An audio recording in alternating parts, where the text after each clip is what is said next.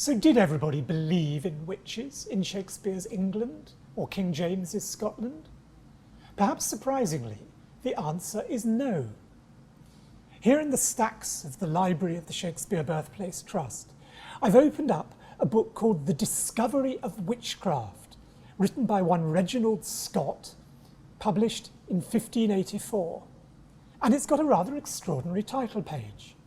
The Discovery of Witchcraft, proving that the compacts and contracts of witches with devils and infernal spirits or familiars are but erroneous novelties and imaginary conceptions. Also discovering how far their power extendeth in killing, tormenting, consuming, or curing the bodies of men, women, children, or animals by charms, philters, periapts, pentacles, curses, and conjurations, wherein likewise the unchristian practices and inhuman dealings of searchers and witch-triers upon aged, melancholy, and superstitious people, in extorting confessions by terrors and tortures, and in devising false marks and symptoms, are notably detected. Very necessary to be known for the undeceiving of judges, justices, and jurors before they pass sentence upon poor, miserable, and ignorant people who are frequently arraigned, condemned, and executed for witches and wizards. So here's Reginald Scot, 1584, saying the idea of witches having contracts with the devils, conjuring up spirits, using their powers to kill and torment men, women, and animals, are entirely tricks, acts of conjuring, fakery, and that it's very necessary for this to be known so that judges and lawyers don't put to death poor, miserable old women who are accused of witchcraft when all they are is poor, old, maybe ugly or unpopular. Scott's Discovery of Witchcraft is an extraordinarily modern text. It shows the rational mind at work, exploding all the old superstitions.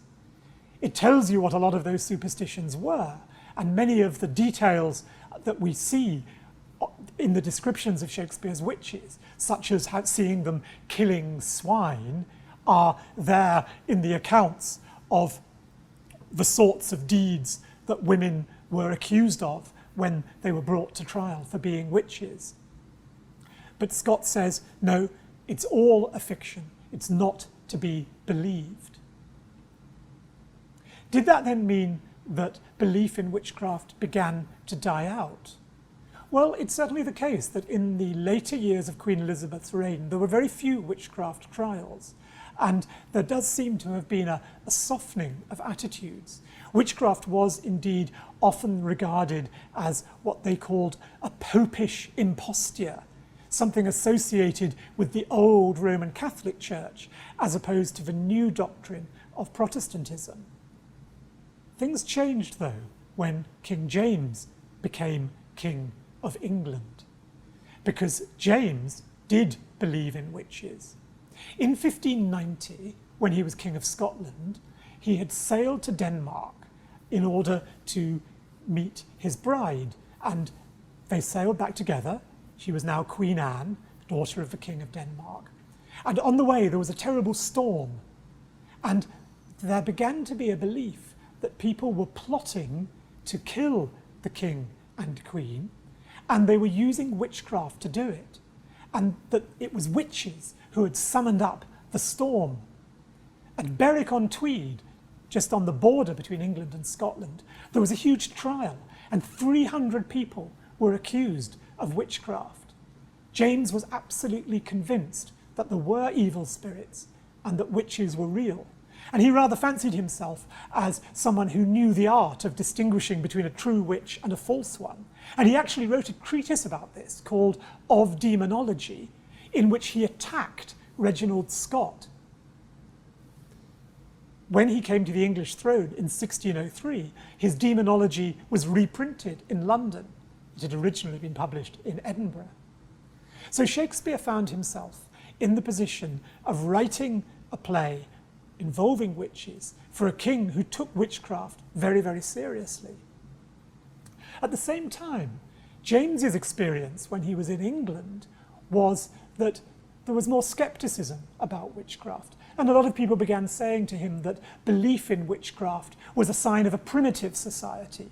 The implication perhaps being that his Scotland, where witchcraft trials were still common and punishments cruel, was a more primitive place than England.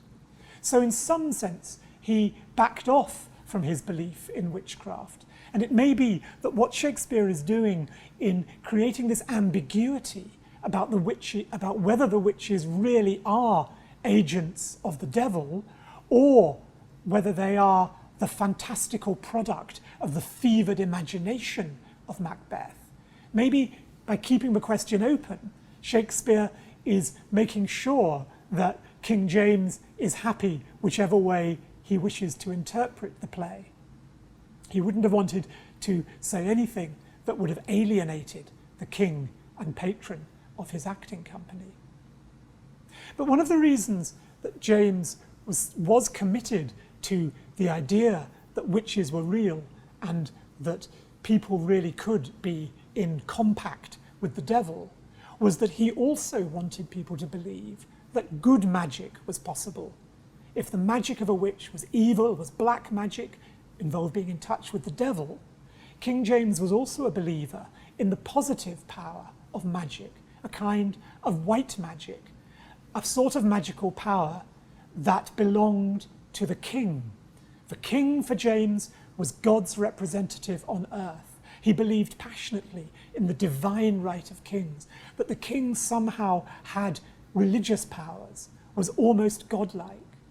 And so it was that King James revived an ancient custom known as touching, whereby people with a disease known as scrofula, which is a kind of skin disease, would be touched by the king and they would be magically cured. This was a belief that went back to the time of Edward the Confessor, the saintly king of England from precisely the time when Macbeth was on the throne in Scotland. And there's a reference to this in the play, which would have been very pleasing to King James. In one crucial scene, towards the end of Macbeth, we move to the English court. We get a contrast between the good court of Edward the Confessor and the bad court of the wicked tyrant Macbeth in Scotland. And this is what we hear about Edward the Confessor. Enter a doctor. Malcolm, who's come to the English court to get assistance in the battle against Macbeth, asks where the king is, what he's doing. And the doctor replies, "There is a crew of wretched souls that stay his cure. Their malady convinces the great assay of art." In other words, the art of the doctor can't cure them. But at his touch, the king's touch, such sanctity hath heaven given his hand, they presently amend.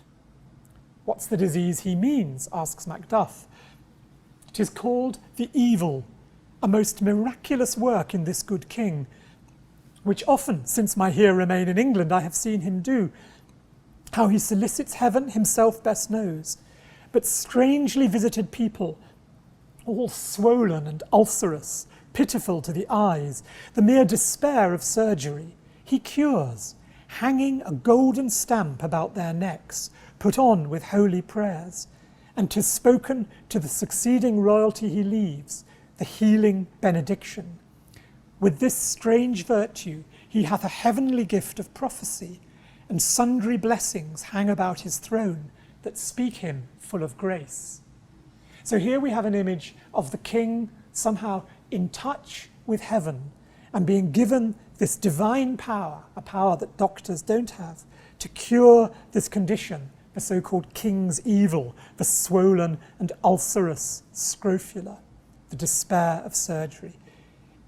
It gives healing benediction, and that's a power that is passed on from one king to the next. And with it, says Malcolm, Edward the Confessor allegedly has a gift of prophecy.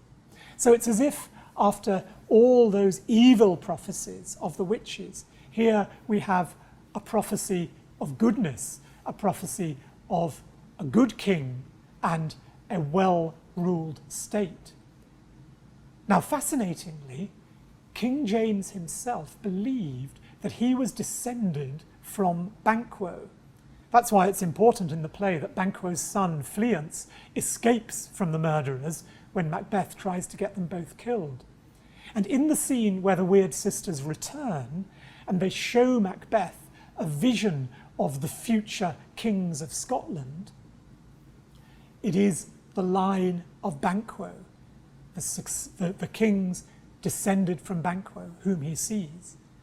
When that was performed at court, it would be as if the line went right down to the present, and there was King James himself, descendant of Banquo, the king as full of grace, full of the good magic of the cure of the king's evil.